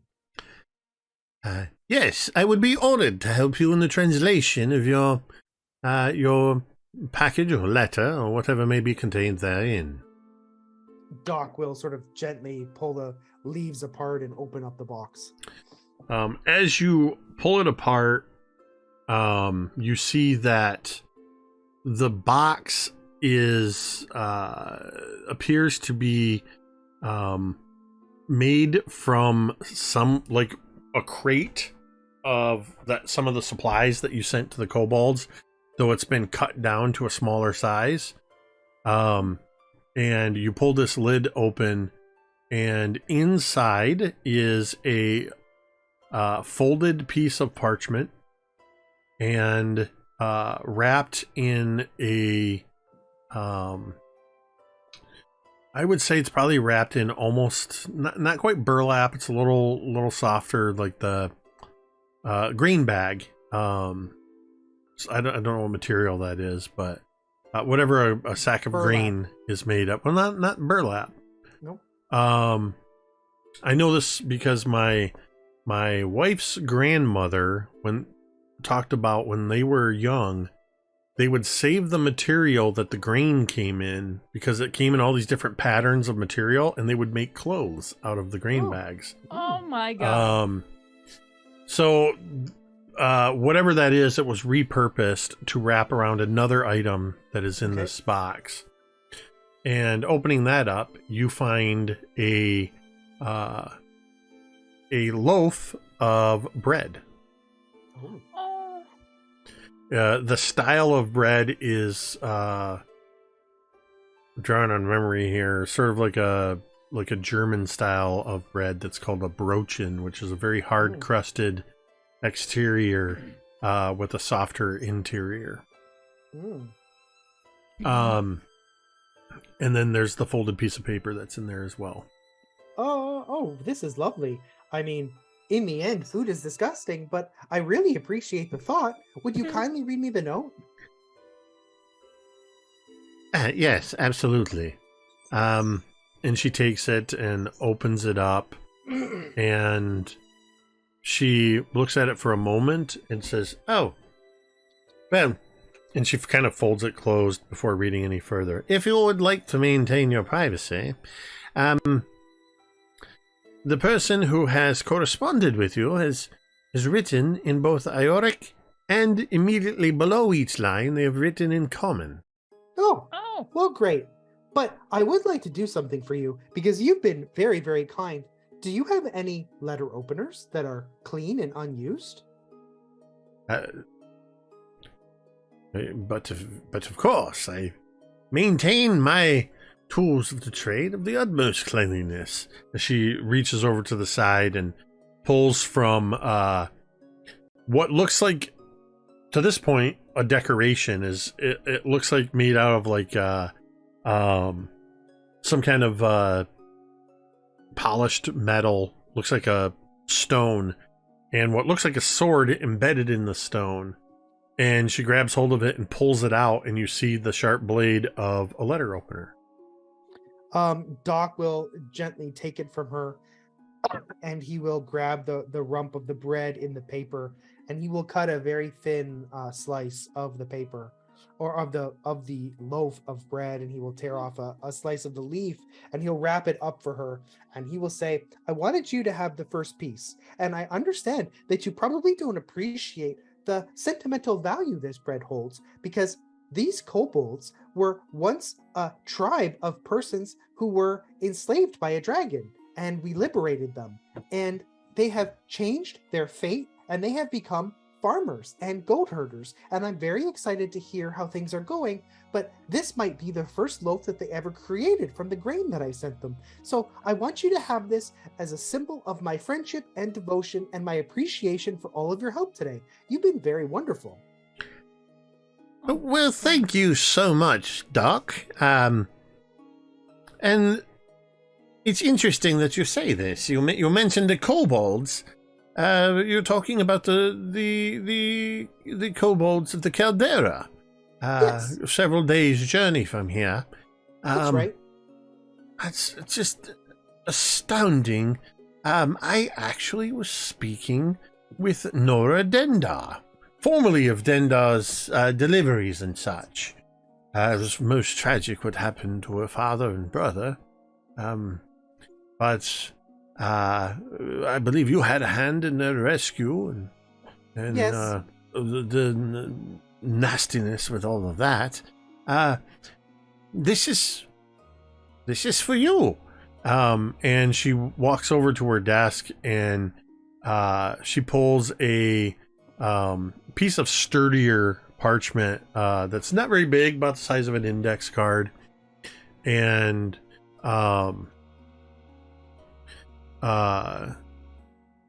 on it is written in a neat script in common. It says, Nora Dendar, Transportation and Sundries. Nora has gone into business for herself and has been handling the deliveries to the kobolds that you have put on a standing order, as I understand it. Yes. So she had actually left this here on the off chance that you should come seeking a post. So it's most fortunate that you came today. Yes. It's almost like a coincidence if one believed in coincidences, which one doesn't, because clearly coincidences don't exist. Yes, indeed. Well, Doc, it has been a pleasure. My name is Sagacious Endall. It has truly been a delight, and if you don't mind, before you go, that you've already provided me with such a wonderful treat, indicating the bread. Could I trouble you for one more of those high fives? Before she even finishes, he's got his hand in the air. what a cool And she dude. just pushes off the counter, leans over, and and I will put that name in the chat for you. So cute. Okay, so what does the letter from Dendar say first? It's not a letter. It's literally just a business card. Oh, it's a business card. Okay. Oh, cool. Yeah. Great. All right. So well, what does the turning it over, maybe I would say, yeah, there's probably something handwritten on there that just says, next time whenever you get this, come find me. okay? And what does the letter say? The letter, as you read it, it looks like, partly because it was written in both Draconic and Common, it looks like it maybe took quite a while to write because it's such a carefully written. But it is from Isliz, the young kobold girl that basically is the scribe of the kobold tribe, and she essentially writes in very simple sentences saying thank you for providing us with the supplies. We wanted you to know that we are using everything to the best of our ability. The bread that I sent was baked by Teklak. Oh. Hope you can come visit us soon. Your friend Isliz. Oh. So Doc is going to very gently fold up the letter, and he's going to slip it into the left-hand pocket on the inside of his lab coat, and he's going to softly touch it. And then he's going to go to the general store. Okay. And he's going to talk to that pugnacious little Feldmar. store owner that with whom he's verbally sparred in the past. Yeah, as you enter for the first time in about probably 2.5 weeks. Mm-hmm. As soon as you enter, he goes, "May I help?" "Oh, good. It's you." Yes, I'm your best customer. You should be nicer to me. The customer is always right. The customer is always right. I mean, What? that's demonstrably false. I don't really think you should say that. That's a terrible saying. I actually find myself in agreement with you. When does the next shipment go out? As we spoke when last you were here, after the unfortunate incident of the loss of goods at sea, your shipments have been set on a recurring basis, and the delivery woman, that somewhat surly woman, if I do say so myself, came by about, I think it was about 8 days ago, and collected the goats and the grains and everything else, and headed out on a trip to wherever it is you have taking all these things. Very good. I do want to point out one thing. You know, if you see people who are surly in the morning and people who are surly in the afternoon and people who are surly in the afternoon and people who are surly in the evening, maybe you're the one who's surly and you just need to smile more.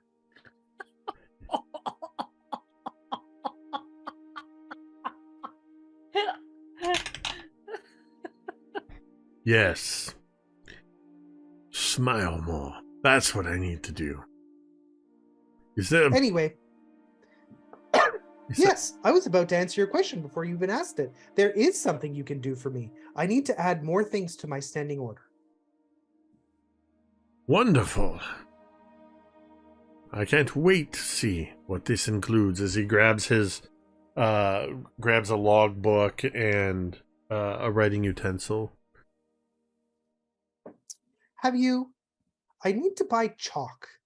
Now, I have lots of chalk for myself. You'll remember I have something in the order of magnitude of 400 sticks, but I need some chalk, and I need a robust amount, so maybe 200 sticks.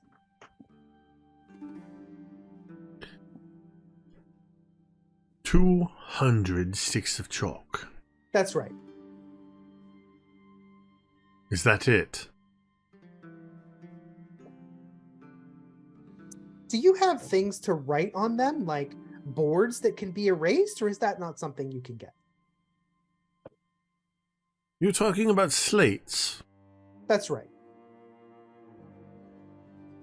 Yes. It's not something I have in stock, mind you, but I can get a hold of slates. I mean, this is a library, and Yes, yes, I can get you slates. I need some. Some is not a precise number. I would need a precise number. 20. 200 sticks of chalk. 20 slates.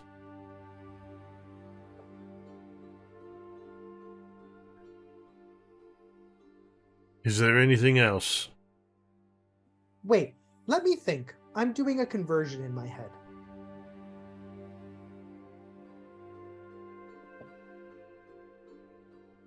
Make it 1,000 pieces of chalk. He's gonna be writing so much. 1,000 pieces of chalk. Oh my god. That's right. Amazing. As I recall from our previous meetings, you are prone to long bursts of speaking without taking a break. That's right. If you have more items in your list, it would be beneficial for both of us if you were to deliver them more than one item per minute. Yes, but I figured you needed time to not just write them down, but absorb and understand what I'm asking for. I was just trying to be nice. Oh, I know exactly what you want. I've written it down. It's not mine to question why you need them. I've learned Right. that is a double-edged sword when it comes to you. Yes. I also need 3 ink pens,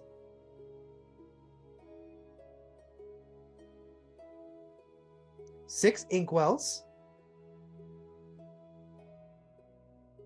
a robust supply of ink in the neighborhood of, he's going to do some quick math,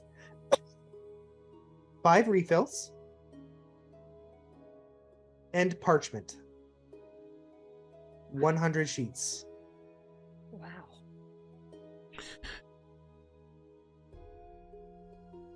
Don't ask. Don't ask. Just write it down. Just take his order. Will there be anything else?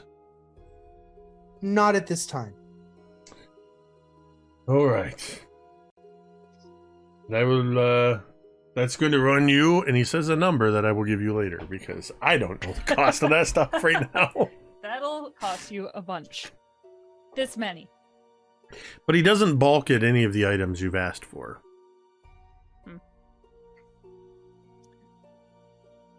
And also, how much would a cow cost? And a bull. A cow and a bull. That's right. Well, a cow and a bull.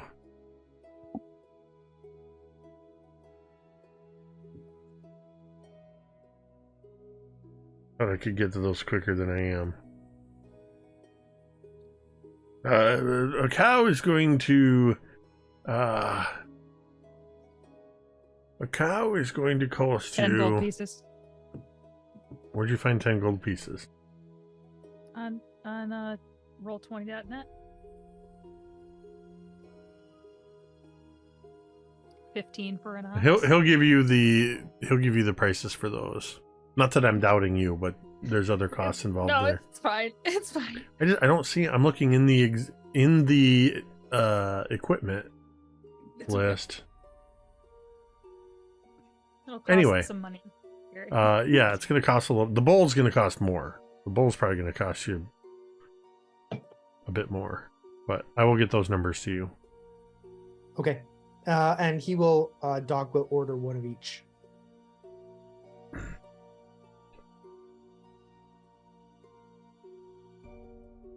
Okay. And then he will say, that is all for today. Excellent. I will begin gathering this and let you know when your order is ready. How many clay pitchers do you have in stock?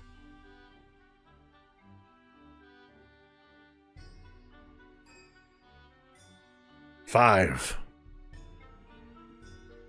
5, you say? I'll take them all. Add them to my next order.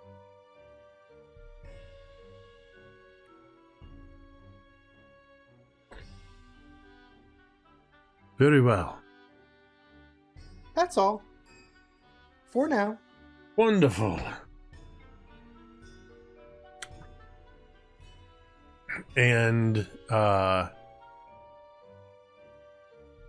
as you leave, we are going to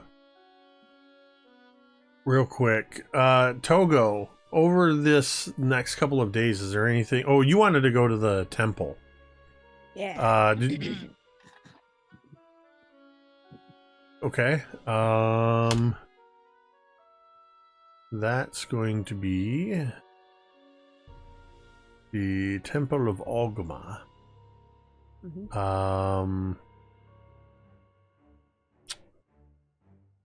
The Temple of Ogma is a modest stone temple dedicated to the god of knowledge.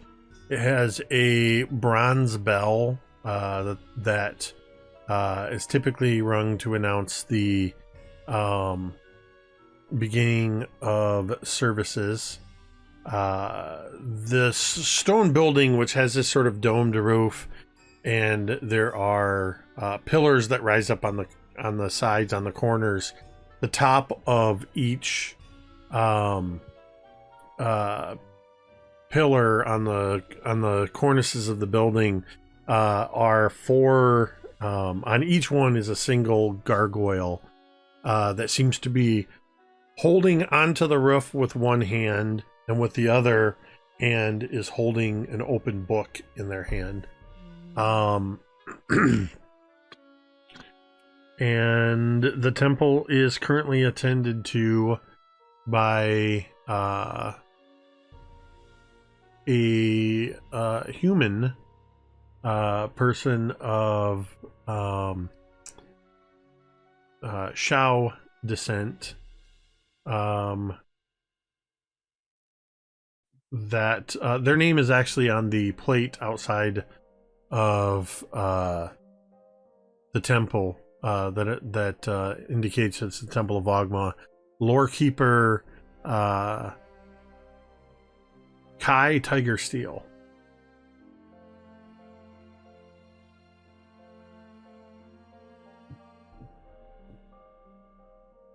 So what would you like to do here at the Temple of Ogma? Yeah, Toko's gonna walk in and kind of look around at everything, and he's going to make his way to whatever kind of like central altar or any kind of like offerings, or even like a statue of Ogma, or whatever looks to be like the main focal point of the dedication to Ogma. So for Ogma,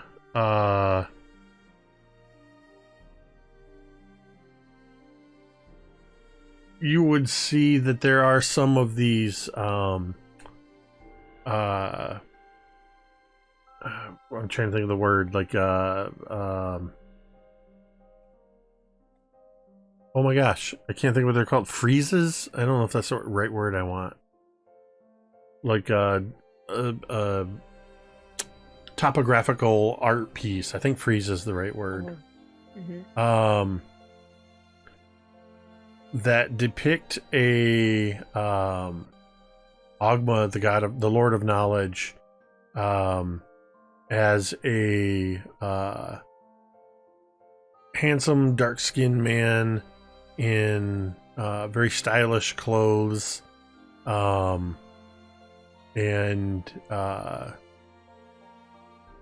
wearing pointy-toed boots, the kind that curl up, and almost looks like a cross between. Well, actually, he very much looks like a ostentatiously dressed bard in these depictions. And one of the things you see depicted around this place in here quite a bit is what looks like a scroll that is open but blank, which is the symbol of Ogma. So Togo's gonna go up to this figure, this statue, and just look up, and he has Tamara's coin in his hand, and he's like fiddling with it. And hi, Ogma. I was wondering if you knew Tamora, and if you do, then well, maybe you might know me, because I'm, Tamora's chosen champion and all that. But I was hoping, maybe you could help me, like Tamora's helped me, and just help me to. I'm trying to figure out all of this Shadowfell stuff, but there's so many books and there's just a lot of information, and sometimes it's really hard to just pay attention and keep my mind on things for so long. But anyway, I was hoping that maybe you could help me lead me in the right direction, please, and thank you.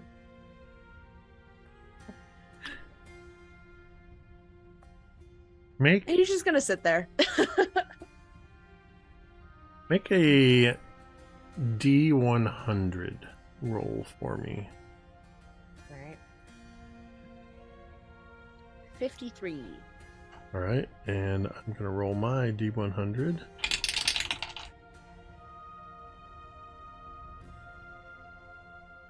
You sit there quietly. You can smell the incense that's burning.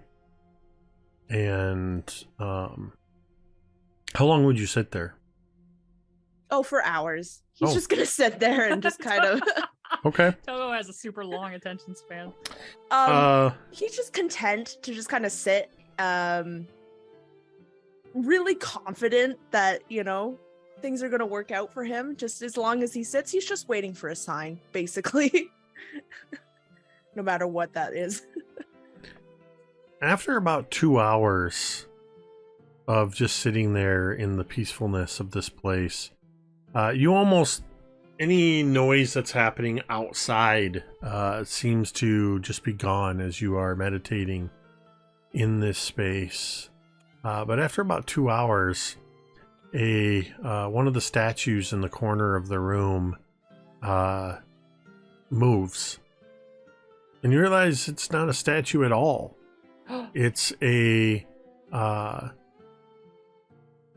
human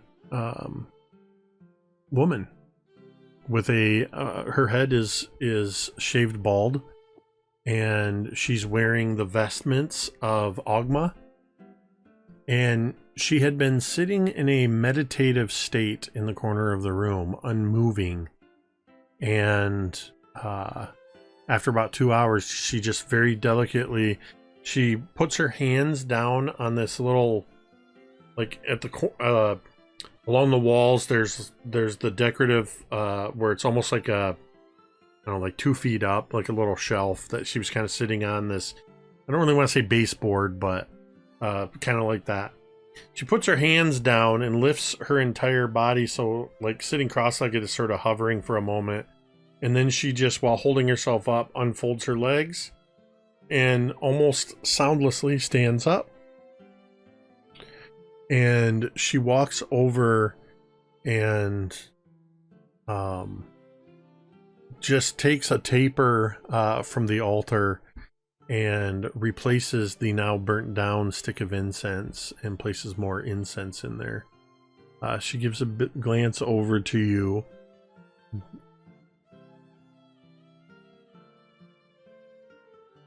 Hi. Oh. Hello. I'm Togo. Oh. Hello, Togo, and welcome. This is a real nice temple you got here. I'm Thank sure you. Ogma would be pleased. I like to think that Ogma is indeed pleased. I am Lawkeeper Kai Tigersteel. He nods. I'm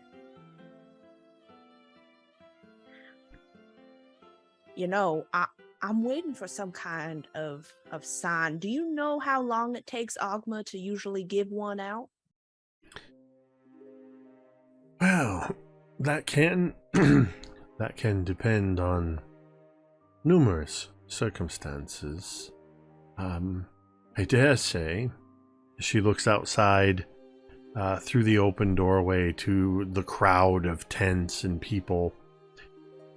Ogma's attention is perhaps a bit diverted currently, but I believe he hears and listens to all who call upon his name. I understand from your query to Ogma that the answers you are looking for, and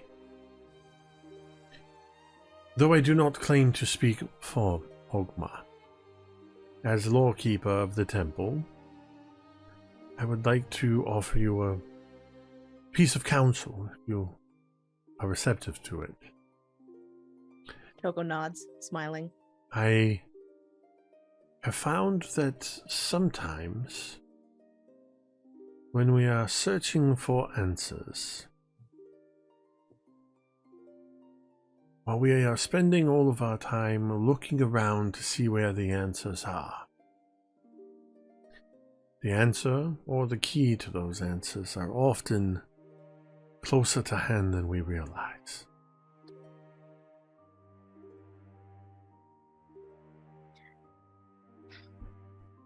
Togo kind of sighs and looks down. You know, you and the other priests of Timora talk a lot alike. All your riddles and sayings that don't seem to make sense at the moment, but then eventually they do make sense. It's like a puzzle.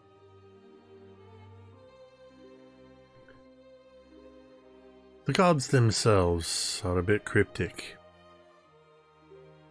That they deign to even take an interest in our mortal affairs is something to behold, I should say that. Trust me, if Ogma has an answer for you directly, I should think that you would know it when he speaks to you. In the meantime, I hope that you will accept my counsel as, if not the word of Ogma, with the blessings of Ogma. Yeah, right. Absolutely. I think that, the gods, their champions need, their word is just as important. Well, you are free to meditate here as long as you need. The temple is always open. Togo nods, and as she turns to leave, he's like muttering the words that she said like over again and just like And then as he gets up though, he's going to take time he's gonna take what is another lucky symbol.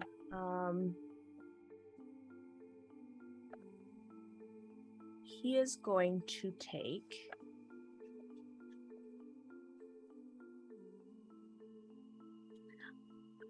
I think he would take that horseshoe out again, and with a small little knife, he's going to carve the word like Ogma into it and place it at the base of the altar and say, I would reckon that even gods need a little bit of luck now and again. As he places it down, and he turns to leave, still like saying that phrase or saying the words of wisdom that the lore keeper said, and almost like looking around as if, because it's close at hand, he's gonna just see it or see something as he's looking. But I think at this point, though, probably being very tired because he still has very low strength. He's Oh my god, I forgot. He'd probably turn in for the night.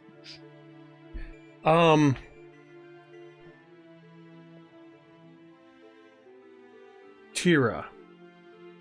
Yeah. At some point, and I think what I'm going to do is I'll have you offline do a couple of rolls because we didn't get to your actual research, but you would have time to do a little bit of reading. I'm going to have you do a couple rolls and I'll post in our Discord chat so that all of you will have access to what Teera uncovered. Or at least the players, not the characters. But Teera, as you are in the courtyard, I'm going to say somebody roll me a d4. I choose Doc. Gary, do it up. No I offense, choose Em. M. I volunteer. Do it, Em. 3. Okay. 3 points of exhaustion. 3 days later, anybody who lost strength, I believe when you do a long rest, I don't think it'll reset those. I think because you did manual overrides on them, I think you'll have to reset those. Just gonna check. I think all of it comes back after a long rest.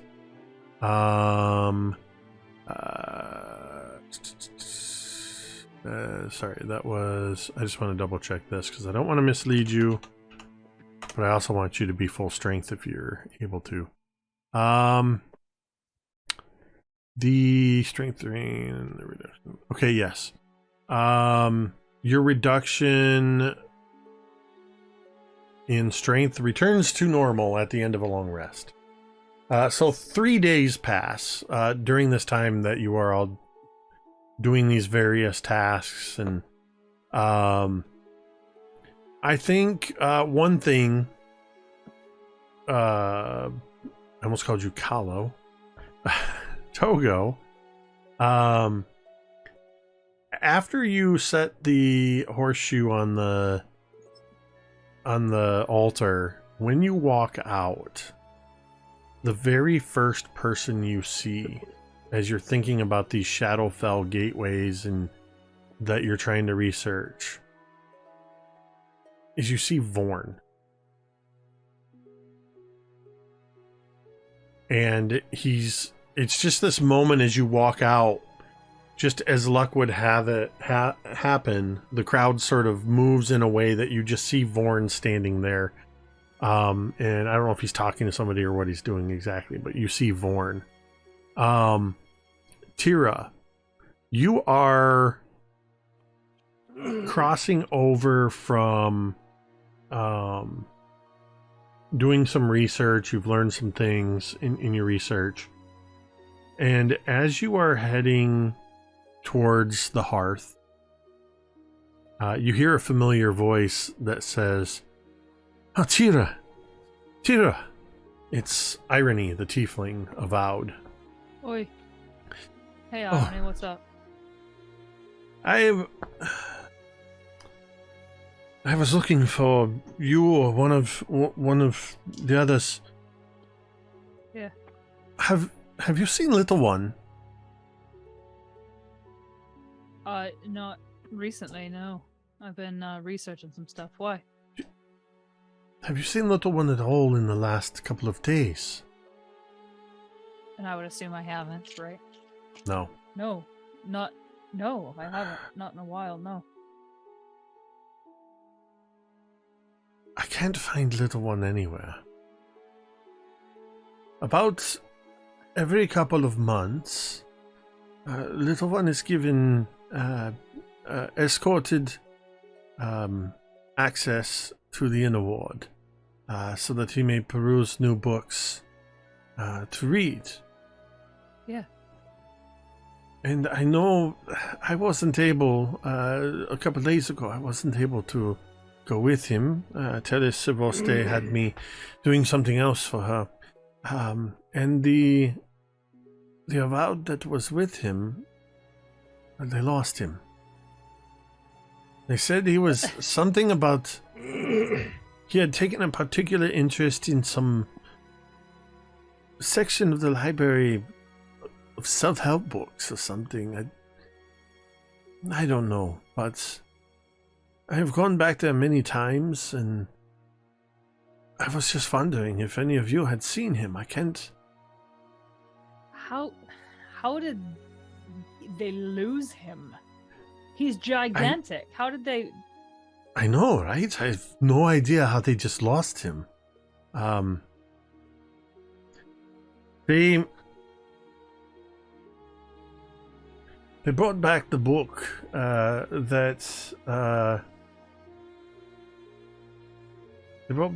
that he had been looking at when last they saw him, Yeah. and it What was was the book? this one.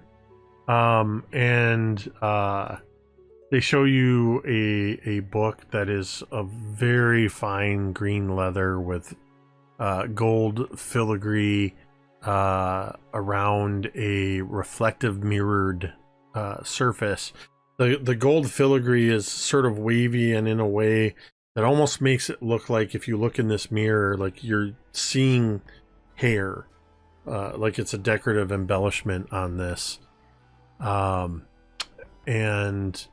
as they hand you the book, I said, I've never known Little One to take any kind of an interest whatsoever in any sort of self-help books. But Falthrax was the one who had told me about this and where he was and what book he was looking at. And I went to go talk to Falthrax today, and Falthrax is gone as well. I can't find him anywhere. I know he was upset about losing Little One, but I was wondering if maybe you and your friends, if you're here at the library for a little while, if you would Yes. be willing to help out. Yes, of course. We'll ask Oh, around that's- and we'll find That's out. wonderful. And as they say this, you see movement out of the corner of your eye. And you look, it's coming from the book. And you see your reflection shift in the mirror on the cover. And you see an image of a beautiful moon elven woman appear, shimmering into view, and she looks up at you from the cover of the book and smiles and says, "Well met, dearest one. How do you feel today?" And that's where we're going to end this session. Okay. Awesome. What? Well, I felt better 10 seconds ago. Awesome. All right, well, Awesome. one of the things I love about this game, and I love about randomizing things is we didn't know what was going to be in this session ahead of time. And getting to meet some incredible everybody got to meet some interesting people, and you got to learn about the Clockwork Aviary, and you met Sagacious Endall, the gnomish postal worker that you taught high fives to. I love her immediately. And we met Kai Tigersteel at the Temple of Ogma, and we learned a little bit about Togo. This was delightful. Lots of nuggets. Lots of great stuff. So thank you to everybody who hung out with us tonight. Thank you for tuning in and watching with us. And thank you if you are somebody that was lurking quietly in the background. Thank you. We appreciate you all the same, and hope you enjoyed our game. And in just a moment, I think let's send a raid over to Gnome Ann. Woohoo. I recently started following Gnome Ann. They are playing D&D over there.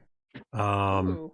I don't know which game they're playing. I know they run a game sometimes called Be Gay Do Crime. Fun. And some of my favorite homebrew rules have come from No Man. So we're going to send a raid over there in just a moment. So thank you to everybody. And of course, as always, thank you to my amazing players. Thank you to Gary, Cari, and Em. And though they weren't with us tonight, they are with us in spirit. Dwight and Ricky, without whom this would just be me talking to myself for a couple of hours. We're going to go ahead and end this stream the same way we end every stream, and you can say it with me if you want. Metadata.